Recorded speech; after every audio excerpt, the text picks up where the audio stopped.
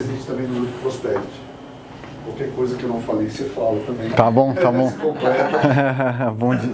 Boa tarde, boa tarde. Meu nome é Daniel, sou do grupo Prosperity. Só para complementar um pouco ali o que o Morita falou, acho que é a segunda reunião do grupo, acho que vale a pena ressaltar a questão do recomendo ali, quando ele estava mostrando a missão, a visão e os valores. O que eu acho interessante é que no recomendo o networking ele é um meio e não um fim. A gente não está aqui para trocar cartão, a gente está aqui para fazer negócio. Então é através do networking, ou seja, conhecer pessoas e mostrar para eles o nosso produto é que a gente vai fazer esses negócios. E a questão da ética, principalmente, quando a gente faz parte de um grupo, ela se torna mais importante, porque se alguém indicar o Daniel para prestar um serviço e o Daniel fizer um mau negócio, é o grupo inteiro, é o recomendo inteiro que acaba sofrendo. Se acontece alguma coisa lá, pegando aqui, já que a gente está nesse ambiente, né? Se um aluno é o fio desencapado lá e sai na rua brigando com todo mundo, não é o aluno que vai ser noticiado. Quando sai na TV é aluno da Academia Gracie briga em boate. Então, o cara aqui de Miami que não tem nada a ver com o rolo que aconteceu lá em Manaus, assim, pô, os Gracie, né? E até teve uma época que tinha muito aquela questão dos Pit Boy. Então a gente tem que tomar cuidado com isso dentro do recomendo, porque a gente tem que fazer melhor ainda e tomar esse cuidado. Lógico que sempre vai ter a questão... toda história tem 3 versões, né? A minha, a dele e a que aconteceu. Mas a gente tem que sempre lutar o máximo possível para que aquilo que a gente faça aqui dentro do ambiente do recomendo seja ainda melhor, para a gente não contaminar o resto do grupo. Mas de qualquer forma, eu vou entrar na nossa palestra aqui hoje e eu tenho feito algumas palestras. Eu sou economista de formação, trabalhei no Brasil quase 13 anos com o mercado financeiro, com gestão de investimentos. E aqui nos Estados Unidos, lá no Brasil eu já comecei a mudar, dentro da área de investimentos eu me especializei no mercado imobiliário aqui, mais ainda, eu trabalho com o desenvolvimento de projetos imobiliários, mas a economia ainda é um grande fator que me move. E eu entrei na economia, esses dias alguém me perguntou como é que tu escolheu o curso de economia. Eu queria alguma coisa voltado para negócios, mas essa parte de fazer business plan, na hora que eu fiz o curso preparatório para a faculdade, que era uma faculdade vocacionada, a UDESC lá em Floripa, eu comecei a ter contato com a área de administração de empresas, achei aquilo, isso é um puta saco. Aí fui para a área de economia, que me parecia um negócio assim, mais abrangente, me daria uma ferramenta que era anterior àquilo que eu precisaria saber para tocar um negócio, que poderia me ajudar de alguma forma em negócios, que é o que eu gosto de fazer, na verdade. E isso, eu acho que eu sou um dos poucos economistas que são otimistas, porque economista e meteorologista é sempre negativo, é sempre chuva e sempre depressão. Né? É da fisiologia humana prestar atenção em coisas negativas. Porque saber que existe algo negativo gera na gente uma sensação de perigo e faz com que a gente se defenda. Por isso que notícia negativa chama atenção, por isso que acidente a gente para olhar, por isso que a gente presta muita atenção em coisas negativas do que positivo. E por isso que quando a gente olha na TV, no jornal, no rádio, as notícias de economia são sempre negativas. 9 entre 10 notícias, uma estatística que eu estou inventando agora, tá, mas a maioria delas, ela é negativa. Ontem eu vi uma notícia que o McDonald's, agora que a gente estava falando, está começando a pagar os seus chefes de cozinha diariamente. Para que isso? Para reter os caras.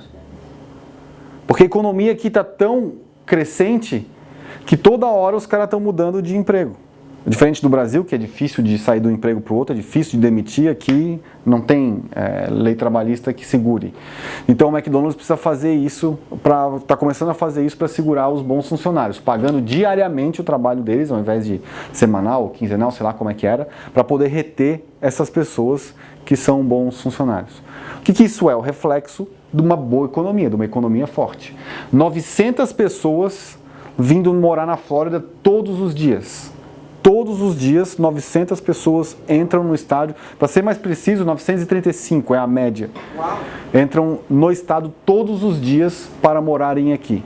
Não sabe se fica, né? O acumulado é, a cada ano, 900 por dia fica. O saldo é, né? Lógico que tem as que entram e as que saem. O saldo é 900 por dia. Esse é o saldo positivo. Então a economia, 45% vem aqui para o sul. Broward, Palm Beach e Miami-Dade. Então quando a gente olha isso, pô, a economia dos Estados Unidos, o McDonald's está pagando diário. 900 pessoas por dia vindo morar na Flórida. Aí eu ligo a TV, próxima depressão. O fim está próximo. A economia vai entrar em colapso. A próxima crise está chegando. Porra, mas como que eu estou vendo tudo isso acontecer aqui no dia a dia e eu não consigo associar isso com a matéria? O que aconteceu em 2008? Um cara falou que o mercado ia quebrar. Levou um ano para isso acontecer e ele foi a estrela. Tem até o filme Big Short que mostra isso.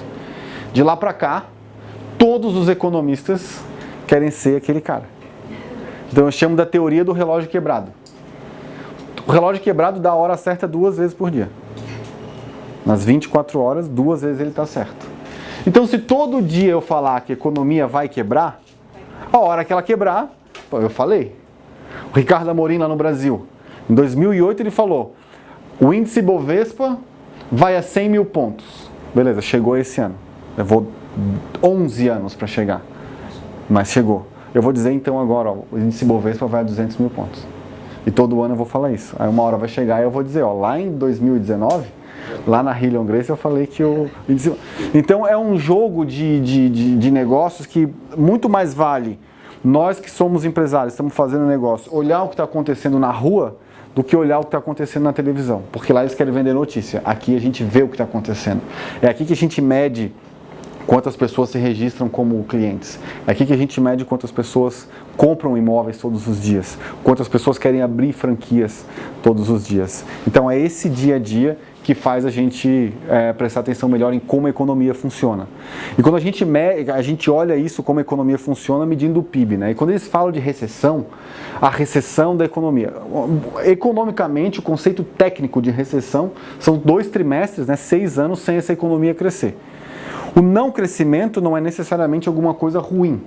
Ele pode ser uma coisa boa. Quando a economia cresce demais, muito rápido, ela causa um desequilíbrio entre oferta e demanda. Se ela cresce muito rápido, a demanda foi muito alta durante um período e a oferta não consegue acompanhar. Não consigo abrir uma escola de jiu-jitsu todos os dias. Eu preciso de um tempo para achar um lugar, decorar o lugar, capacitar professores, trazer aluno. Então vai 6 meses, 1 ano para eu conseguir abrir cada um desses pontos. Então de uma hora para outra todo mundo resolve fazer jiu-jitsu. No primeiro momento eles vão ficar felizes, porque para regular a demanda o que a gente faz? Aumenta o preço. É $100 a mensalidade, aumenta para 150, aumenta para 200. Vai ter gente querendo fazer isso. E à medida que os concorrentes chegam, esse preço vai caindo de novo, porque tem concorrência. Então como é que a gente analisa isso? A maior métrica da economia é o crescimento do PIB. O PIB nada mais é do que a soma de tudo que o governo gasta, de tudo que as empresas investem, de tudo que as pessoas, nós aqui, consumimos e o saldo entre exportação e importação. Quando o país exporta demais, isso aumenta o PIB. Porque a gente está vendendo algo. Quando o país importa demais, isso é um fator que diminui o PIB. Então, os Estados Unidos, por exemplo, ele importa mais do que exporta. Então, isso é um fator que faz decrescer o PIB dos Estados Unidos, porque ele está gerando emprego, entre aspas, fora do país e não aqui dentro. Ele está consumindo e mandando dinheiro para fora. Em compensação, 65% do PIB dos Estados Unidos é o consumo das famílias. Então, esse foi o principal fator de em 2008 a economia ter entrado em colapso. Por quê? As pessoas estavam comprando um imóvel à torto e à direito, comprava 5 imóveis sem botar nada na frente, pagava só juros, recebia 120% de financiamento do banco, ou seja, pagava todo o imóvel, os custos e ainda mais o dinheiro para mobiliar, e eles estavam vivendo numa economia baseada única e exclusivamente no crédito. A hora que as pessoas começaram a ver que o que elas estavam pagando de empréstimo não valia o preço das casas, elas pararam de pagar o empréstimo. Para que eu vou pagar se não vale a pena? A minha casa vale menos do que eu estou pagando, então eu vou parar de pagar. Não botei dinheiro mais nada lá mesmo. Comprei 5 casas, estou morando em uma, aluguei 4. Durante 5 anos só coletei aluguel, então ganhei dinheiro. Quem foi para a rua, ficou sem casa, foram as pessoas que moravam de aluguel nessas casas, que o banco tomou e expulsou essas pessoas, mas perder dinheiro esses investidores não perderam. Então o que aconteceu? Os bancos seguraram o crédito, não só para pessoas, para a família. Lembra da GM que não tinha dinheiro para pagar o fornecedor, o governo teve que entrar emprestando, imprimindo moeda e emprestando para a GM para que ela continuasse. Porque 65% do PIB dos Estados Unidos é o consumo das famílias. Soma isso com mais 15 das empresas, a hora que tu para os dois, a economia vai lá e entra em colapso. Mas por que isso? Porque durante 15 anos aproximadamente, ela cresceu demais sem regulação nenhuma. Isso é possível acontecer hoje? Muito pouco provável. Porque o mercado já está muito mais regulado, tanto o mercado imobiliário quanto o mercado de crédito. Não se pode dar mais crédito assim como era antigamente, onde praticamente o corretor era a pessoa que avaliava o crédito do comprador. Então isso hoje é muito mais difícil de acontecer. É possível uma recessão dentro daquele sentido que eu falei, de um período sem crescimento? Claro que é. Não existe uma economia na história do mundo, durante um período excessivamente longo, crescer 2% ao ano, 3% ao ano, como está os Estados Unidos agora. Se a gente for fazer isso na perpetuidade, em algum momento a economia dos Estados Unidos seria maior do que a economia do mundo inteiro. Então é lógico que em algum momento isso vai parar de crescer. Mas é desse jeito, eu acredito, é desse jeito que a TV pinta que a próxima recessão está perto e as taxas de juros agora começaram a cair, as taxas de juros de mortgage. Já caiu de 4,25, a média hoje está em 4,06. O que isso significa? Os bancos hoje estão com tanto dinheiro disponível que eles precisam emprestar. E a taxa de juros nada mais é do que o preço do dinheiro.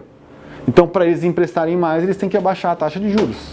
Porque o cara que precisa do financiamento é aquele que $50 na parcela, $100 na parcela faz diferença.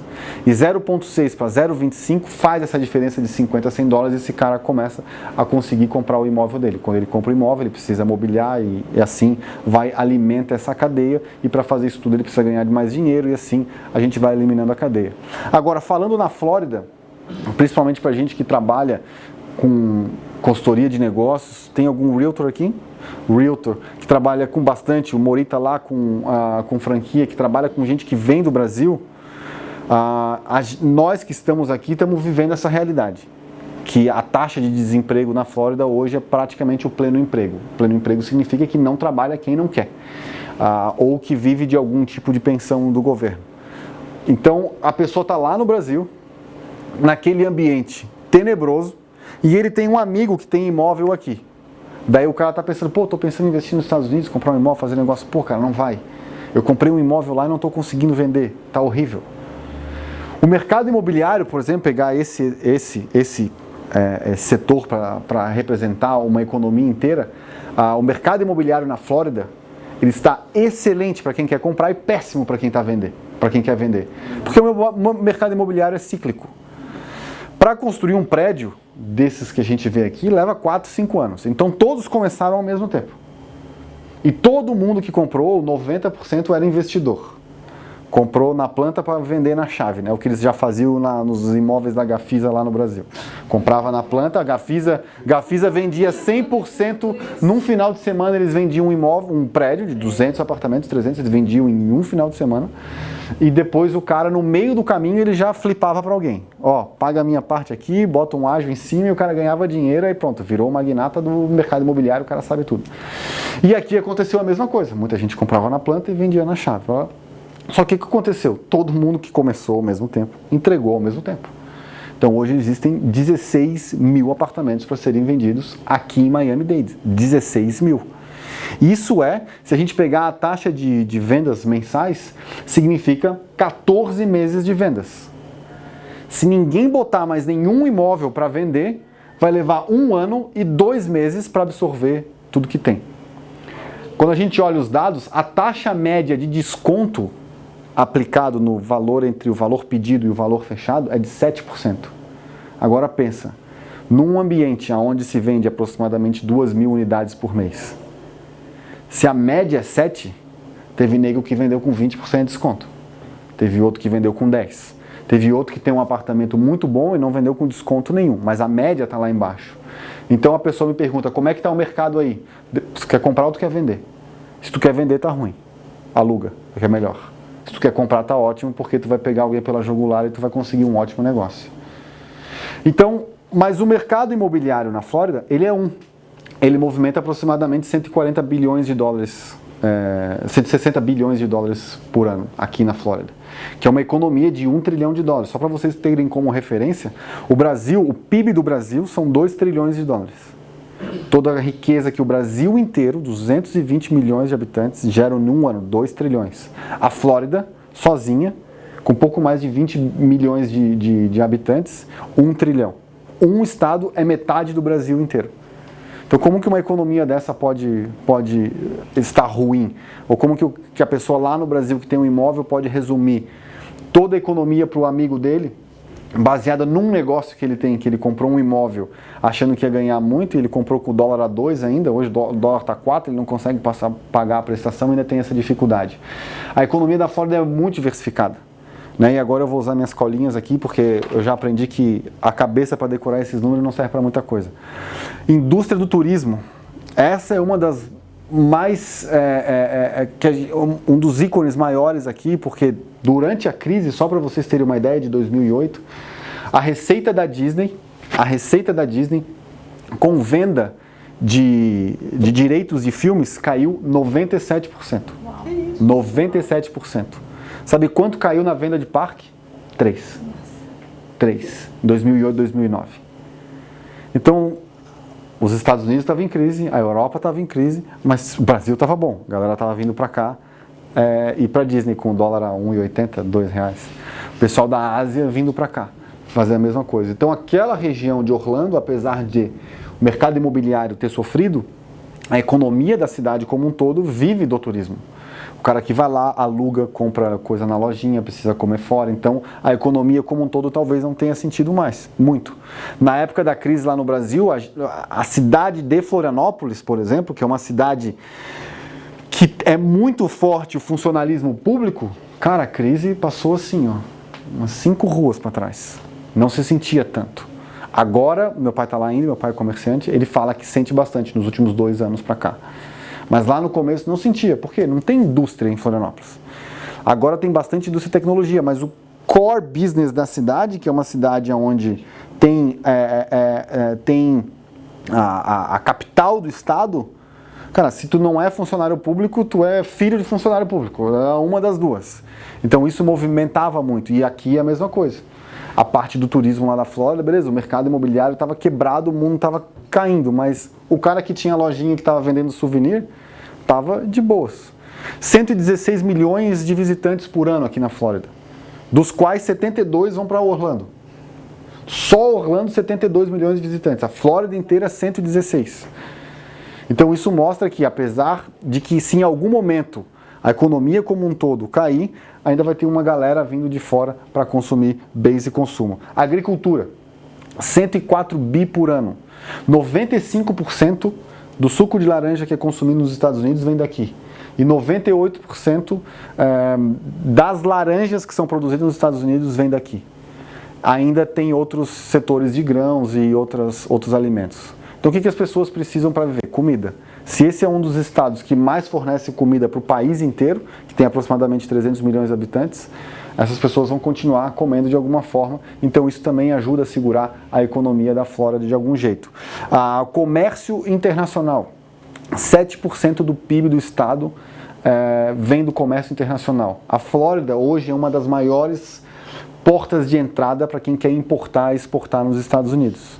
A gente tem na costa oeste a Califórnia e na costa leste a gente tem os 3 portos aqui, principalmente Miami, e depois o Everglades ali, que também é um dos maiores. E agora, com a expansão do canal do Panamá, as empresas chinesas, por exemplo, e japonesas e toda a Ásia vão conseguir exportar para cá direto de barco, sem ter que parar na Califórnia, vir um pedaço de trem, um pedaço de mais um pouco aqui pela rodovia e chegar principalmente aqui na Flórida. Então ela vai passar a ser um hub ainda mais importante para empresas que querem exportar, tanto saindo dos Estados Unidos como entrando pelos Estados Unidos, seja Europa, África e América Latina, ou a Ásia vindo ali através do canal do Panamá. Indústria aeroespacial, nem eu sabia que ela era tão grande aqui, 144 bilhões de dólares por ano ela gera aqui. E o mais importante não é só o quanto ela gera, mas a qualidade das pessoas que trabalham dentro desse segmento. O salário médio de alguém que está dentro desse setor, e a aeroespacial a gente fala tanto da parte de lançamento de foguete, essa parte de pesquisa e tecnologia, quanto a parte de desenvolvimento de produtos também.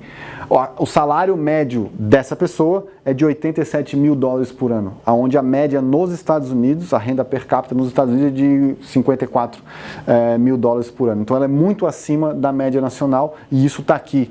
Se eu não me engano, 7 das 14 plataformas de lançamento de foguetes dos Estados Unidos estão aqui na Flórida. Praticamente metade das plataformas de lançamento estão aqui na Flórida. Então, isso gera uma qualidade de pessoas que vêm para cá, dessas 900 que vêm, porque dessas 900 que vêm não é só o brasileiro que está vindo como um investidor e sem saber o que fazer, ou o colombiano ou o argentino. São pessoas que realmente estão vindo para cá porque elas estão buscando oportunidade de negócio e qualidade de vida. Durante muito tempo, isso é bem retratado em filmes ali da década de 80 e 90, as pessoas iam para fora para quê? Para morrer. Não, para morrer. Porque o cara ficava velho lá e vinha se aposentar aqui. No calor. Ele queria sair do frio e vir para cá. Então, esse segmento de ciências da vida, que eles chamam Life Science, que é o Health Science, enfim, tudo que envolve, é um segmento que também movimenta muito aqui na Flórida. É lógico que com o tempo, hoje isso já não é tão forte assim, as pessoas estão vindo para cá porque elas querem vir para a Flórida mesmo, fazer negócio e se desenvolver aqui, não só pelo lado da aposentadoria, mas o fato deles terem vindo faz com que esse segmento se torne muito importante para a economia também. A Flórida, essa é a minha previsão e não é tipo 20. Hoje existem duas grandes bolsas nos Estados Unidos, que é a New York Stock Exchange e a Nasdaq que estão ali, mas eu boto essas duas como uma e tem a Bolsa de Chicago que negocia commodities, grãos. Cerca de um mês e meio atrás anunciaram para o ano que vem a criação de uma Bolsa de Valores aqui em Miami. O setor financeiro hoje ele é o maior representante no PIB da Flórida. Se eu não me engano, 36% do PIB da Flórida é do segmento financeiro, que daí envolve banco, envolve agência de crédito, envolve cooperativa, envolve tudo. Com a quantidade de pessoas que estão vindo para cá anualmente, não só a qualidade, mas a diversidade de pessoas que estão vindo para cá, eu prevejo daqui a 15 ou 20 anos, porque isso é um negócio de longo prazo, os chineses estão começando a descobrir a Flórida agora, o pessoal da Europa está vindo muito para cá, que se não passar, mas vai ser muito concorrido com Nova York, o segmento financeiro aqui, e talvez em até um pouco mais tempo, a gente tenha a bolsa daqui talvez até mais forte do que Nova York. Isso olhando assim, mas Nova York é Nova York, beleza. Mas no ano passado, Nova York teve um decrescimento líquido de habitantes. Mais pessoas saíram de Nova York do que foram para Nova York. Cerca de 140 pessoas por dia. A Flórida recebeu 900. Nova York perdeu 140 por dia. Então, qual que tende a crescer mais? Um lugar onde as pessoas não querem mais estar? Ou aquele onde mais pessoas querem estar? Eu não tenho o número exato, mas a Flórida é o segundo estado nos Estados Unidos a receber pessoas. Global, quando tu soma... o Texas é o primeiro. Quando tu soma nacionais, né, residentes e estrangeiros, a Flórida é o segundo e o Texas é o primeiro. Isso foi um fato que me gerou, que me despertou uma estranheza. Quando tu elimina um estrangeiro, a Flórida é o que vem mais. Ou seja, os residentes americanos, quando eles se mudam, o estado que eles mais vêm é aqui a Flórida. Quando tu soma o estrangeiro e o americano, é o Texas. Quando tu tira o estrangeiro, a Flórida é o estado que as pessoas mais mudam. Então, quando a gente olha para o futuro, 20, 30 anos, e tu vê a hegemonia de Nova York, perdendo pessoas todos os anos, e a Flórida, um estado relativamente pequeno, mas a quarta maior economia do país, recebendo pessoas diariamente, é a quarta maior. Eu não lembro as outras porque... Alguém me falou que a Flórida era o segundo estado mais pobre dos Estados Unidos, eu olhei e falei, jura? Beleza, número de economista. Quando tu vê o PIB da Flórida, 1 trilhão, pela quantidade de pessoas que tem, a renda per capita aqui é 33 mil dólares. Então a renda per capita é baixa. Pode ser essa métrica que o cara fez. Médico. Então eu estava falando que tinha muita região ainda muito... Pode ser. Então quando fala essa métrica, renda per capita pode ser, porque se os Estados Unidos é 54 e a média da Flórida é 33, a gente está vendo que realmente a renda per capita aqui ela é muito diferente, mas é a quarta maior economia do país com 4 trilhões de dólares por ano. Tem que diferenciar, né? A economia do Estado e da renda da população. São duas coisas muito distintas. Mas você pode produzir muito e remunerar mal as pessoas. Exato. Ou seja, o PIB é a soma de todas as riquezas, incluindo o salário. Então isso pode significar que o salário é uma pequena parte dessa riqueza toda e o resto pode estar distribuído em outras coisas. Então eu passei todos esses dados para vocês porque enquanto empresários, todos nós temos os nossos negócios, é muito mais importante, e eu brincava isso com meus colegas economistas, cara, economista bom, velho, não é o cara que está no escritório olhando o número, é o cara que está na rua falando com um empresário. Esse é o economista bom, porque o empresário sente muito antes as coisas acontecerem. Quando começa a baixar o número de clientes, o cara sabe, pô, está acontecendo alguma coisa estranha. Ele não precisa de um dado disso ou daquilo outro para ver. E a TV ela está sempre atrás, porque esses dados são coletados num mês, divulgados no outro e anunciados mais para frente. Então a gente está sempre olhando para trás, os dados econômicos. E é o dia a dia que a gente consegue ver isso. O que eu quero dizer? Enquanto empresários, a gente tem que sempre pensar na estratégia para o futuro. Eu acredito que os próximos 3 ou 4 anos aqui ainda vão ser muito bons, porque existe ainda muita capacidade ociosa para ser ocupada em virtude da crise que aconteceu em 2008 e 2009, do jeito que a economia está vindo agora. Existe ainda muito dinheiro disponível no mercado para ser oferecido, tanto para pessoas consumirem através de crédito, quanto para empresas expandirem. Mas o que vai acontecer daqui a 4 ou 5 anos, qualquer pessoa que falar que isso vai acontecer, está chutando nas estrelas para ver o que acontece. Então, os próximos 3 ou 4 anos, eu acredito numa economia muito forte ainda, ou seja, momento de expandir. Daqui a 3 ou 4 anos, talvez seja o momento de manter, estabilizar, para aproveitar a próxima queda, que pode ser um período de 6 meses a 2 anos sem crescimento, ou pode ser um período de 2, 3 meses com uma queda forte para depois subir isso. A gente nunca vai saber como vai acontecer, vai depender também de como o governo reage para melhorar essa economia. E acho que é isso. Mas essa queda que você fala no geral. Geral, estou falando de economia. Lógico que setores vão ter sempre os seus altos e baixos temporários. Por exemplo, se a gente for falar no setor imobiliário aqui hoje, ele está baixo, para prédio principalmente. Exato. Mas outros setores podem estar muito bons. Então, quando eu falo de economia, eu falo no macro. O micro tem que analisar cada um. Obrigado. Nada, que é isso. Qualquer coisa, estou à disposição.